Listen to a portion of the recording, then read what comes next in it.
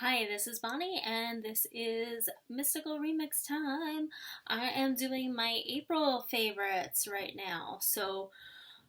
Stuff I worked with in April. I'm not going to go crazy into detail, just really go over my favorite tarot decks, my favorite oracle decks, some movies I've watched, some things I've been doing, general update, yada yada yada yada yada. So, to start, I have a couple of decks that were pleasant surprises that really turned out to be the favorite decks that I worked with for the month. Pleasant surprise number one, the Urban Tarot. I've mentioned this before in my Week With series, but really it did kind of really surprise me in a very good way. Like I mentioned in a couple of other videos, I had a bit of an aversion to this deck. I kind of didn't know how I would take it because some of the imagery is quite beautiful, but then some of it is very realistic. There's a lot to corruption and power and wealth and late stage capitalism and all sorts of things. But the cool thing about this deck is this is from my hometown. This is the Urban Tarot. This is based in New York City. I know these places. I know that that's the Washington Square Park Arch. I know that that's a jeweler working in the Diamond District. I know, these characters. I know these people. I know this is Bethesda Fountain. And I know this is Atlas over by Rockefeller Center. And then it looks out into St. Patrick's Cathedral. So I know these streets, I know these narratives, I know these people. So it was really great. And the other thing that really surprised me too is that it was my first experience working with a Thoth-based deck. So it was definitely a little bit different. It was outside of my comfort zone. And I think I was really compelled to work with this deck and buy this deck around in mid-March when everything started to really happen. So I was really compelled to buy this deck and work with this deck for April, and I'm so glad I did. So that is my impression of my pleasantly surprised, one of my favorites, the Urban Tarot by Robin Scott. And one of my other favorites, and also pleasantly surprised, is the Serpent Fire by Devaney Amber Wolf. Now, I love her work. I love her artwork. I was totally drawn to this deck, but I just didn't know how it would read for me, and I didn't know what kind of impression I'd get after I read with it. I worked with the She-Wolf in March for the Goddess Challenge from Lionhearts. So that was a pretty cool experience, and I definitely want to dig deeper into that deck too. But yeah, I worked with the Serpent Fire, and I just love these. It's just such a gorgeous and stunning deck. But the reason why I'm surprised by it is because it became very much a soul-searching, very intuitive deck. It really got my subconscious into the conscious realm. It really painted these landscapes these mindscapes, these, rich gardens of this other realm, this otherworldly character, otherworldly quality to it.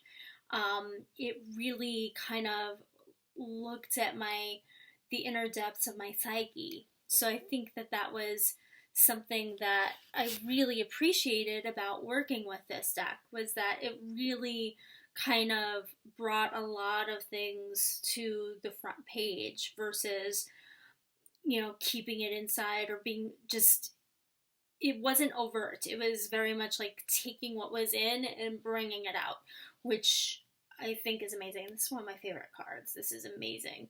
I just love her artwork. So that is my experience working with the Serpent Fire, and I can't wait to do more work with that deck in the future. So I'm definitely looking forward to working with that in the future. So there's that. Another favorite tarot for April is the Saki Saki. So I really loved. I'm just gonna try to get more light. Another favorite was the Saki Saki. And this deck and I did not get along when I first read with it. I tried using it for a moon reading in the beginning of the year, like around January, and it just didn't, I didn't seem to connect with it. And I connected better with it when I did I did a week with it, and its strength is really, seriously, this deck is really all about your inner creativity, your projects, the things that you're working on, the things that you can manifest, projects, all sorts of stuff to tap into that playful, creative spirit. And it's definitely, it was a good read for me. So, and I paired this with Heather Hop's Inner Compass Oracle, and they really played so well together. So I was pretty stoked about that. So that was really cool. So those are my favorites in terms of what I read with that, like out of all the decks I worked with this month, my favorites. I do have a couple of decks that I worked with that I need to work with more. Like I worked with the Majestic Earth on my home challenge, the Lionhearts challenge for April, and I really just need to work with that a lot more to kind of get more out of it. So I really want to kind of do more of a deep dive with that deck in the future. I also worked with the Wild Unknown, which is a deck that's been in my collection for a couple of years now, and everyone knows that deck. It's a really solid reader for me. I really liked bringing it out again. But those are the ones that I just highlighted are the ones that I would say are my favorites of working with for this past month. On to the oracles, my favorites in terms of oracles, and pleasantly surprised by the Animal Spirit. So I just got the Animal Spirit. I was very reluctant to get the Animal Spirit because I didn't really resonate as deeply with it as I did with the Wild Unknown Tarot. But it was the only deck, the only animal-based deck, and I'm not really geared towards animal-based decks, but it was the only animal-based deck, the animal-based oracle deck that I had, that I saw that actually had the spirit animal, and like two animals that I connect with, and that is cheetah and tiger, and they had both in the same deck. Not many have both in the same deck. They have usually one or the other from the ones that I've been looking at, and also this is paired perfectly with the Wild Unknown. So, and I really loved it. And honestly, when I first unwrapped this, first shuffle, first reading with this is what came up, the cheetah.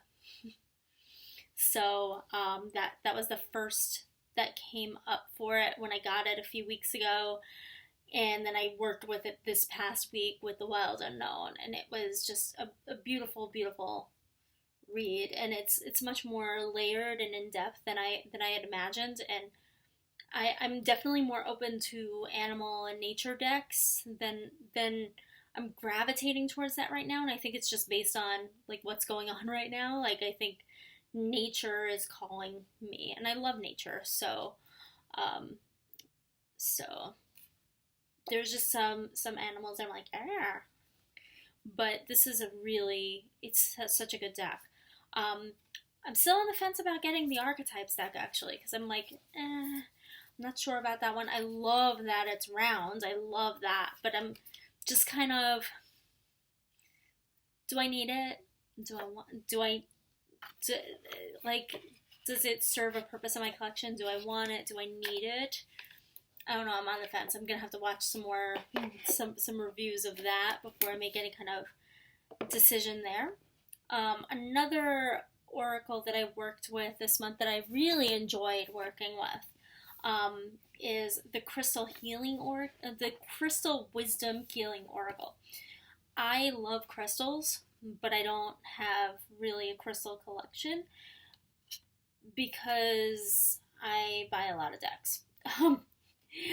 But I want to learn more. I really do love crystals. One of my favorite classes when I was, like, my favorite science class when I was in high school was earth science, geology. I really loved studying this stuff, and I really had a natural knack for it. Um, so I really loved this stuff, and I really do like having a crystal-based deck in my collection. I just love the way these are designed. So there's that, and it was really good for guidance. To set an intention for the week when I worked with it. So that was kind of a good, kind of meditative kind of thing. And last on the oracles, that my favorites in terms of oracle, actually no, not last. I have two more actually, and this one is definitely a favorite, and it's Roots and Wings. And it's the full-size version. I just love this deck. I was very drawn to working with it this month with everything going on. I used this in conjunction with the Majestic Earth for my home challenge, so it really is a great read. I love that it's very balanced as a deck. I love the artwork. It's so stunning. I love it. And a lot of people have been really giving a lot of deck love to this recently, so I'm not going to go on with it. But it's definitely a really great read, and really added a lot of good depth to the home challenge that I was on. The last oracle deck I'm going to share with you is the Foxuniversitaire Tarot. It says tarot, but it's really more of an oracle. It's based on a structure of the tarot. It has, the pretty much like standard suit structure and everything, but it has its own suits. It's really its own animal. I love this, but I really need to spend a lot more time with it because it's so in-depth. It is so deep, and it really deserves a lot more study and attention, but I really had a good first experience with it, and I paired that with the urban, and I loved it. Honorable mention goes to the Secret Dakini. I'm not going to pull that out right now, but that was the deck that is also known as the Tantric Dakini. I worked with that. In my last video, you will see like a little bit more of a walkthrough. It was reissued as the Tantric Dakini, so the Secret Dakini is out of print, the same exact cards, and the guidebook have been reissued under the name Tantric Dakini. It's really original collage art, which is really kind of cool, and I really kind of appreciate that, like, old school. It's a deck that dates to 1977, so it is definitely like cut and paste collage, which is pretty awesome. So on to personal updates and all that. Working from home. I love working from home. I've worked from home quite a bit before all of this, and now I'm at the stage of I don't want to go back into the city to go into work. I don't want to commute again after all of this. I feel more productive working from home. I just miss going out and doing errands and doing things and hopping around a little bit and just like doing my thing for a little more of a buffer, so I kind of missed that, but the working from home thing has been kind of good, and sitting outside, the weather just got really gorgeous out the past couple of days. Sitting out on my balcony, but a lot of bees and bugs and stuff are around, and my allergies are kind of getting angry, so it's been like, oh yeah, I gotta take my allergy meds, joy. So that's kind of been happening. Last night we did a Zoom game night with our Jackbox games with a few friends. That was pretty awesome. You know, me and my husband, we are pretty much like, we are gamers. So we used to host a lot of game nights when we back when we lived in Queens. And then when we moved up here, we had our parties and stuff like that. But it was definitely like a lot more planning because most of our friends still live down there. And when we moved up here, it was like, oh, we did maybe one gathering. So doing it on Zoom was really good, and we hope to do a little bit more of that. So it was a lot of fun, and we're hoping to do a little more, getting more social, and adjusting to the friends and hanging out and doing stuff like that. Family stuff, my parents are not wanting to do Zoom, so we're just doing good old fashioned phone calls. Some people are just not into the video, and I have to say I am experiencing, like, during the week, I am experiencing Zoom drain and Zoom brain, because after all the meetings that I have at work, I'm just like, I'm done. Like, during the week, it's like, done. So I'm getting a little Zoom brain, but I haven't been reading too many books, and I want to, but I feel like after being in front of the screen for so long and being, like, reading a lot and seeing a lot on screen, I'm more into watching movies. I've been really watching a ton of movies on the Watch TCM app. So I've been watching a lot of classic films. I'm very into classic cinema. So I've been watching a lot of old school movies. I saw Annie Hall the other week, which is one of my favorite movies. I watched this really crazy madcap comedy with Barbara Streisand the other day called For Pete's Sake from 1972. It is definitely like slapstick screwball comedy, and seeing Barbara Streisand and like crazy comedy was kind of delightful. I also watched one of my favorite of all time movies, Scotsy, and it just makes me cry every year when I watch it, because it's like, look at what we've done to the planet. But it's amazing because that movie, that film, I had the opportunity 15, 20 years ago, years and years ago, I had the opportunity to go see it live at the Brooklyn Academy of Music with Philip Glass conducting the live score.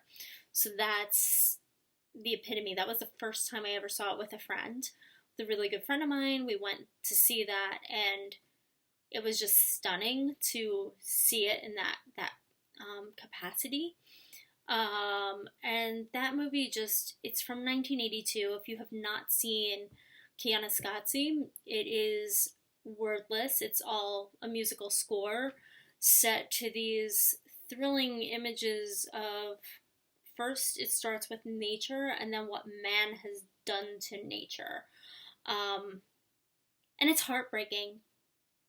And it also shows humans in its own habitat. And it's almost like seeing us as an organism and the destruction that we've put on the earth, and also the energy that we put. It's a mesmerizing. It's beautiful.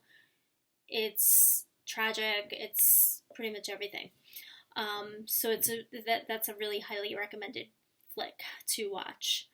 Other stuff, I've been doing my yoga in the morning. I'm trying to get much more mindful about that. And I use the Gaia app. I subscribe to Gaia, and I just do that in the morning before I get started with work or with my day. Been much more vigilant about taking vitamins again. All of that. And also, the other thing is too, I have been, for the first time in a while, I bought a couple of library-bound editions of old magazines. I'm a vintage magazine collector, so I have a lot of loose magazines. But these, the library-bound editions, are really pretty awesome. So this is Mademoiselle from 1987, and it still actually has Yeah, it's pretty cool. It's like you get to see some old fashioned and, stuff like that. I have such a small hands, I can't really do an effective flip through, but it's pretty cool to have these. Cindy Crawford. So yeah, you get the idea. I collect stuff like this, and my bookshelves are full of old magazines, library-bound editions, and stuff like that. So I'm actually trying to go through my magazines and get a better system to organize, and I'm also looking at, because my collection spans like the entire 20th century. It's a bit crazy. But what I'm trying to do is do some research on images and perhaps create some kind of oracle deck out of different eras. So I'm trying to do like, okay, I'm going to start with maybe the 50s or maybe start with the 60s, like take a decade and work with one decade. So that's like a fun little pet project. I've just been having so many things going on that it's hard to focus sometimes because I have so many ideas. I'm just full of ideas. The other thing that I've been doing, and this is a side note because I think last month I was talking about journaling and my journaling journey. Now my book has been kind of busting at the seams, and I started to slip only because